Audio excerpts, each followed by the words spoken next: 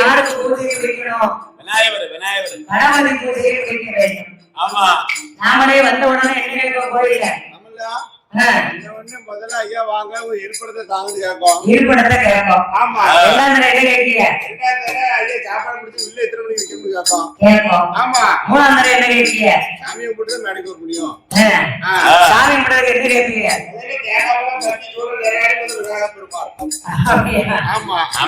நாமளே தெச்சனை கேட்குமே சாமிக்கு தெச்சனை கும்பிட வேண்டாமா?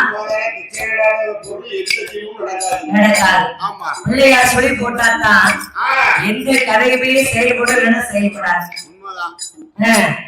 இறைவனை வேண்டி கடவுளை இறைவனுக்கு அதுல நிறநாளை நிறமரத்தால் அலந்து வைத்து பத்தியை கொடுத்து பகவானை வேண்டி அரைக்கி பத்தியில தேங்காயை காமிச்சு தேங்காயை உடைக்கான். அந்த தேங்காய் சில்லு சில்லா சில்லு சில்லா சில்லு சில்லா ஓடுது. அப்படியா? அருவா சரியில்லை நினைக்கியா? இல்ல தேங்காய் சரியில்லையா? அருவா சரியில்லைன்னா 5-6 போட்டு போட்டா என்ன செய்ய சிரட்ட தானே, அதனால சில்லு சில்லா ஓடி போச்சு. தேங்காய் சதுரினாலும் புத்தகங்களை இன்று கற்பூரத்தை பத்த வைத்தார்.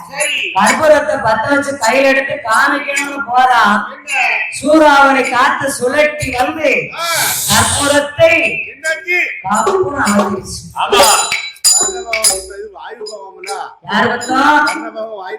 வாயு பகவானுடைய காற்றா வந்து அவர் அமர்த்திட்டார்.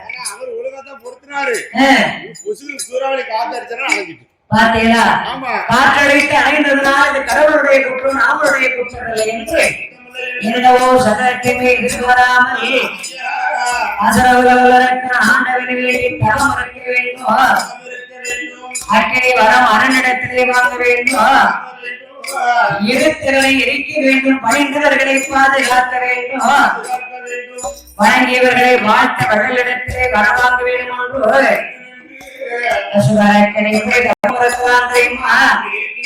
அவனோ கம்பத்தடி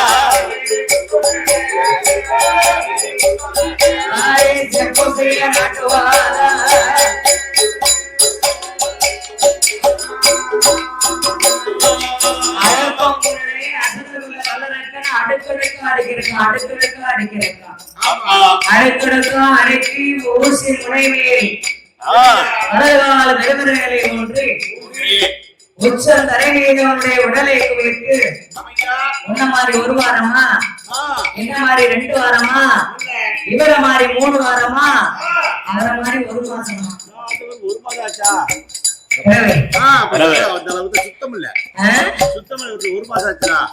ஒரு மாசம் விரதம்னா சாமி எப்படி வருங்க?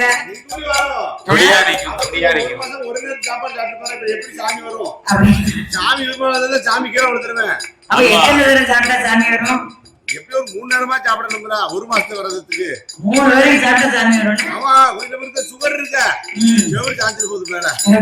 ஆமா ஆமா, பரவாயில்ல பரவாயில்ல. ஏற்கனவே தம்பி சொல்றது மாதிரி ஒருவேளை சாப்பிட்டு பட்டியா இருந்தா கொஞ்ச நேரம் தான் சாமி ஆட முடியும். அந்த ஆதாரம் வரும்போது செத்து ஆட முடியும். அப்புறம் இழைக்க ஆரம்பிச்சிடும். உட்கார்ந்துடுவோம். 3 வேளையும் சாப்பிட்டா நல்ல சாமி பரிபூர்ணமா வரும். சாமி என்ன சாப்பிடாமையா நம்மள இருக்க சொல்லுச்சு? எந்த சாமி சாப்பிட வேண்டாம சொல்ல சரித்திரமே கிடையாது. நாமளால உருவாக்கப்பட்டதா விரதம் ஒண்ணு. விரதம் இருக்கலாம், நம்ம சாப்பிட வேண்டாம் பட்னியா இருந்து எனக்கு விரதம் முடிச்சு கோயிலுக்கு வான சாமி சொல்லுச்சு. இல்ல, நம்மளால ஏன் கடவுள நம்ம வீட்டுல இருக்கிறத வச்சு 3 வேளைக்கு நீங்க சொன்னது மாதிரி என்னத்தையாச்சும் கொஞ்சம் கொஞ்சம் சாப்பிடணும். ஒரு சோள கஞ்சி ஒரு கால் குடிச்சாலும் விரதம் இருக்கலாம்.